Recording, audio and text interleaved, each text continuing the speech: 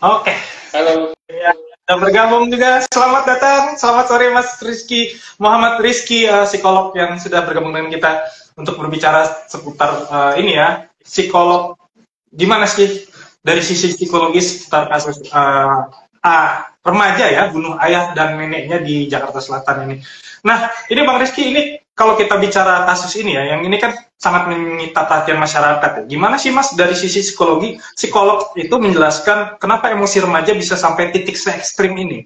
Faktor apa saja yang mempengaruhi remaja yang pada saat ini ya, bahwa kita tahu ini kan faktor yang mempengaruhi psikologis remaja, nggak cuma kalau dulu kan cuma ya kayak lingkungan sekolah, lingkungan pertemanan, bahkan saat ini sosial media juga sangat berpengaruh kepada psikologi anak muda gitu kan. Nah, benar nggak sih Bang seperti itu? Apa sih yang membuat mereka psikologinya bisa sampai se ekstrim ini, sampai itu bisa mempengaruhi mereka untuk melakukan kejahatan sampai pembunuhan seperti ini? Silakan Bang Rizky. Oke. Jadi kalau mau bilang ekstrim tidaknya itu kan kembali lagi ke masing-masing orang ya.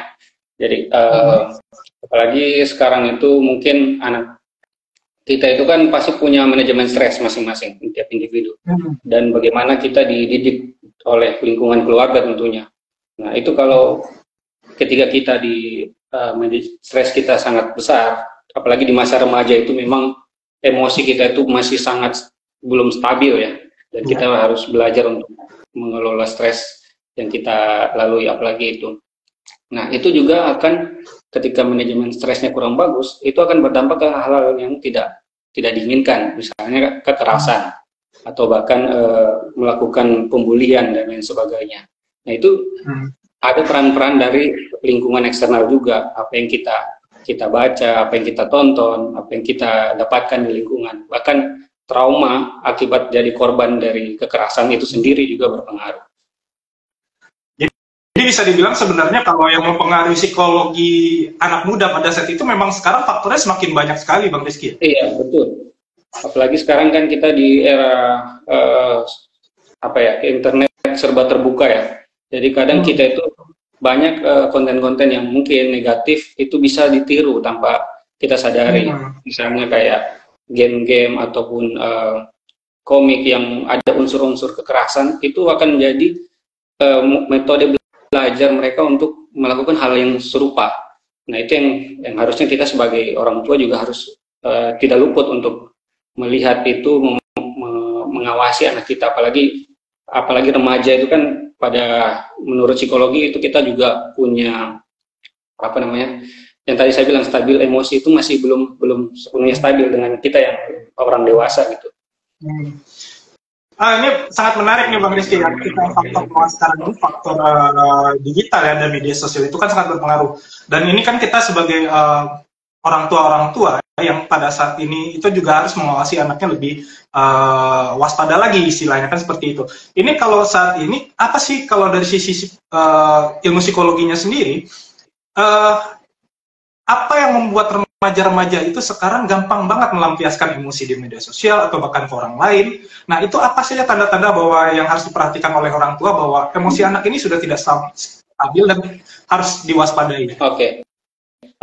Memang sih sekarang itu yang harus kita lakukan sebagai orang tua adalah mengawasi dengan kita memperhatikan gerak-geriknya. Ketika ada perubahan perilaku yang secara ekstrim tiba-tiba, misalnya anak ini periang nih, terus tiba-tiba jadi pendiam, sering menyendiri, atau prestasi akademiknya menurun misalnya, itu harus jadi alarm bagi kita orang tua ataupun keluarga. Lihat adik kita seperti itu, kita harus ajak ngobrol. Kita ajak ngobrol, komunikasi itu penting.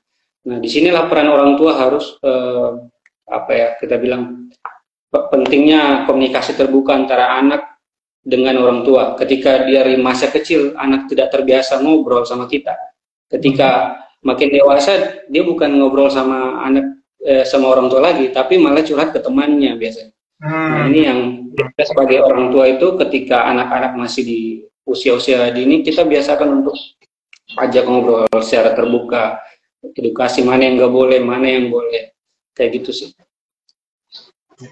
Ini ada juga yang menarik yang sempat juga jadi perhatian juga dan jadi sorotan publik juga. Ini kan kalau dari keterangan awal polisi, yaitu pelaku anak ini mengaku mendengar bisikan untuk melakukan tindakan tersebut ya, kejahatan yang dilakukan remaja ini membunuh orang ayah dan neneknya. Nah, bisikan-bisikan seperti ini itu sebenarnya ada ilmunya, ada apa ya, informasi-informasi yang serupa di dunia psikologi kah? Atau ini sebenarnya dijadikan alasan dah ya? Sering sekali dijadikan alasan-alasan ketika pelaku kejahatan itu mengatakan bahwa saya mendapat bisikan, saya mendengar, saya dipengaruhi oleh yang gaib seperti itu. Nah, itu kalau dari ilmu psikologinya sendiri, bisikan-bisikan ini seperti apa? Itu ada penjelasan secara ilmiahnya nggak sih, Bang Rizky? Iya, betul. Kalau di psikologi, orang pasti akan, yang belajar psikologi atau pernah baca gejala-gejala gangguan di psikologi pasti akan mengarah ke skizofrenia. Tapi saya udah punya ranah untuk mendiagnosa orang itu skizofrenia ya, dalam artian pelaku yang baru-baru ini lagi hangat kita bincangkan itu adalah memang salah satu apa kita bilang gangguan kepribadian, gangguan mental yang dimana kita kenal dengan skizofrenia, yaitu halusinasi yang bisa dalam bentuk auditori bahkan visual. Nah, ini perlu dilakukan pengkajian lebih mendalam nih untuk para tersangka ataupun yang mungkin mengakunya dia mengalami mendengar suara gitu, itu harus dilakukan oleh para ahlinya. Kebetulan saya dengar juga ada psikolog forensik yang mendalami kasus ini. Nah, itu mungkin lebih tahu nanti untuk apakah dia betul terdiagnosa sebagai orang yang saya sebutkan tadi, skizofrenia gitu. Jadi memang informasi-informasi ini memang harus didalami lagi secara memang ada ilmu forensiknya tersendiri ya untuk psikologi si pelaku tersebut gitu, Bang Rizky ya. Nah, ini kalau dari ilmu psikologi ya, Bang Rizky, apa sih yang membuat seseorang itu bisa berhalusinasi atau skizofrenia itu ya? Itu apa sih yang membuat seorang remaja, apalagi kita sudah perbincangkan di awal itu ya kan, memang banyak faktor yang mempengaruhi bisa gangguan mental terhadap remaja dan anak muda zaman sekarang. Ya tidak, sekarang dulu memang cuma hanya pertemanan atau keluarga atau lingkungan memang terdekat, dan sekarang kan memang sudah ada kasus-kasus yang memang remaja terpengaruh oleh sosial media dan juga memang berbanyak faktor-faktor lain lah istilahnya yang pada saat zaman digital ini semakin berkembang. Nah, itu kalau yang untuk anak muda yang zaman sekarang, itu apa sih yang bisa mempengaruhi seseorang bisa terkena gangguan mental seperti itu, Bang Rizky ya? Sayangnya penelitian kita belum ada yang jelas bahwa orang terkena gangguan mental itu apa sebabnya. Belum ada yang secara pasti bilang gangguan mental itu karena apa. Tapi kebanyakan orang kasus gangguan mental adalah depresi, ketidakmampuan untuk mengelola stresnya, dan gangguan-gangguan kepribadian ataupun gangguan mental itu biasanya memang ada faktor keturunan. Ada faktor keturunan paling besar. Tapi apakah dia jadi atau tidak pada tiap orang itu kembali lagi bagaimana dia manajemen stresnya, bagaimana dia bisa mengelola stresnya secara sehat agar bisa produktif. Dan itu apalagi sekarang kita di era zaman serba terbuka ya, kita bisa melihat banyak konten yang bisa akan pengaruhi makin stres kita. Stres kita zaman dulu sama sekarang kan beda banget ya. Kalau dulu mungkin agak beda gitu ya, Bang. Hanya dibandingin sama tetangga nih. Tapi kalau sekarang itu bisa dibandingin sama orang-orang yang kita lihat di konten-konten. Itu yang membuat kita jadi makin stres, makin mudah mengalami potensi-potensi kayak gangguan kayak gitu. Nah, ini Bang Rizky beberapa kali sempat menyinggung, dan ini sangat menarik sebenarnya Bang Rizky ya, itu manajemen stres atau supaya tidak terkena depresi. Ini cara mengontrol, ada tips-tipsnya nggak sih Bang Rizky yang bisa disampaikan ke teman-teman Sobat Medcom ini? Gimana sih cara mengontrol emosi sejak dini agar tidak menjadi depresi? Kalau dini ini dalam artian apa nih? Orang kita sebagai dewasa atau sebagai anak? Kita melihatnya kasus yang anak-anak remaja ya, anak-anak muda itu seperti apa sih untuk anak-anak muda untuk supaya bisa mengontrol emosinya? Kadang kita itu dalam mengelola emosi itu kadang kita belum mengenal apakah kita marah atau kita sedih. Kita harus belajar dulu membedakan ketika kita marah kena seperti apa sih ciri-ciri marah. Kita harus belajar dulu emosi-emosi marah, sedih, depresi itu seperti apa, kita pelajari itu. Terus setelah kita tahu itu, kita bagaimana kita ketika kita tahu, kita sadar kita marah, kita uraikan nih, marah karena apa? Nah, biasanya marah karena apa? Kita oke, saya marah misalnya karena disakiti teman. Kita validasi dulu perasaan kita. Nah, selanjutnya langkah apa yang harus kita lakukan untuk melakukan apa namanya, mengelola emosi itu? Apakah kita melakukan langkah-langkah konkret kayak kalau kita misalnya lagi stres, kita dengan melatih pernafasan misalnya, melatih pernafasan, ada metode-metode mindfulness dan lain sebagainya. Nah, terus ada juga dengan mengalihkan ke hal-hal yang lain, kayak hal-hal kayak olahraga, itu bisa kita lakukan untuk mengelola stres kita, kayak gitu. Ini mungkin bisa dikasih tahu juga ke untuk sobat-sobat Medcom ini Bang Rizky ya. Ini kan mungkin banyak teman-teman yang nonton ini, mereka merasa punya masalah emosi atau tidak mampu gitu untuk mengatur stresnya. Ini kapan sih saatnya untuk teman-teman atau sobat-sobat Medcom yang sedang menonton ini sudah saatnya kita harus minta bantuan profesional? Itu ada tanda-tandanya atau yang perlu kita ketahui nggak sih Bang? Ada, tentu ada Bang. Jadi kadang kita itu masih belum sadar ya, aware, artinya kita perlu ke psikolog kapan sih? Ataukah kebanyakan orang kan mengira ketika sudah gila, bisa dikatakan kalau ke psikolog berarti gila kan? Itu yang masih salah artinya. Banyak orang yang ke psikolog itu adalah mencari tahu apa yang jadi tujuan hidupnya, ataupun apa sih yang jadi potensi dirinya dengan tes minat bakat dan sebagainya. Nah, ketika kita stres itu biasanya ketika kita sudah tidur sudah tidak enak, artinya tidak nyaman, tidur kita sudah terganggu sekitar seminggu 2 minggu, itu seharusnya alarm penting kita untuk segera menghubungi profesional ataupun mencari bantuan profesional yang ada di layanan-layanan yang ada. Selain itu, kita juga harus ketika kita sudah mulai tidak produktif, sering menghayal, itu pertanda bahwa kita perlu untuk untuk ke psikolog gitu.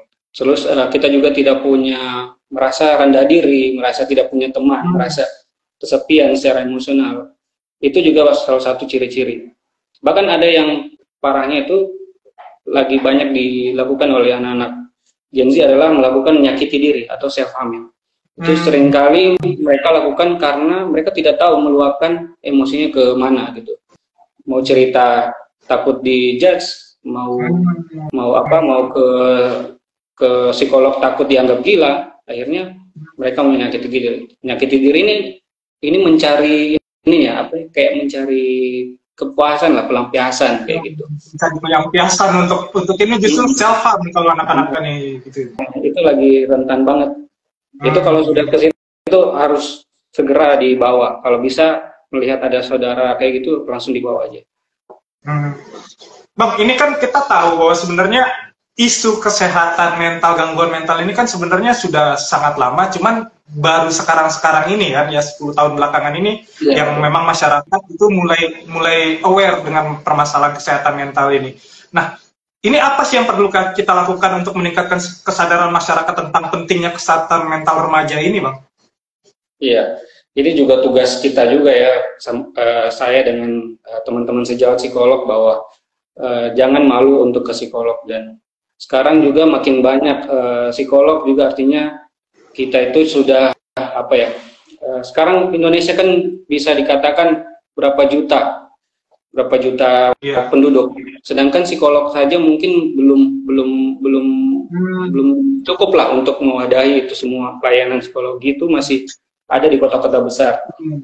Nah, ini masih kita tugasnya adalah masih terbatas gitu psikolog. Masih terbatas, psikolog itu masih terbatas, dan kita psikolog ini bisa dibilang baru naik 10 tahun belakangan ini ya.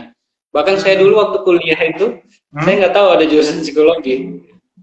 Nah, itu juga akhirnya ketika kita sudah di keluarga kita ada itu, misalnya kita sudah jadi psikolog nih, itu kan kita bisa membuat orang itu sadar bahwa oh ternyata tidak selamanya itu masalah stres itu ke dukun, atau tidak selamanya dengan ke ustadz gitu. Ada juga tenaga profesionalnya gitu loh. Kalau kita dokter itu, kalau orang sakit fisik ke dokter, ke orang sakit mental ya ke psikolog atau psikiater kayak gitu. Nah kita harus melakukan kayak ini, kayak tiap tahun kesehatan mental itu loh, kita sering untuk melakukan webinar ataupun sosialisasi terkait kesehatan mental kayak gitu. Jadi memang itu untuk kesehatan mental ini memang untuk melakukan pengawasan dan edukasinya itu nggak cuma beban satu kelompok atau satu golongan, tidak cuma psikolog aja, memang semuanya juga harus terlibat untuk mengawasi dan melakukan edukasi dan juga untuk menjaga kesehatan mental remaja pada saat ini. Itu kira-kira Bang ya? Iya betul. Apalagi kan generasi kan nggak semua ya paham. Mungkin generasi yang dulu-dulu mungkin kalau kita stres nggak perlu ke psikolog ya kayak gitu. Mereka kan belum ada kayak gitu wadah. Betul. Sekarang dengan generasi sekarang yang sudah mulai sadar pentingnya kesehatan mental, ternyata ke psikolog itu nggak melulu tentang orang sakit, tapi kalau mau tahu tujuan hidup ataupun mau cari tahu apa sih yang jadi potensi kita, itu bisa ke psikolog loh. Akan ada tes-tes khusus untuk mengakomodasi kita kayak gitu. Oke, terima kasih banyak Bang Muhammad Rizky, psikolog yang sudah bergabung dengan kita untuk berbicara tentang apa sih sebenarnya di balik psikologi anak remaja yang melakukan pembunuhan kepada ayah dan neneknya di Jakarta Selatan ini. Ya, terima kasih Bang Rizky sudah bergabung dengan kita di FOMO. Sobat-sobat Netron, sampai ketemu lagi. Terima kasih Bang ya. Banyak ya, Pak. Assalamualaikum.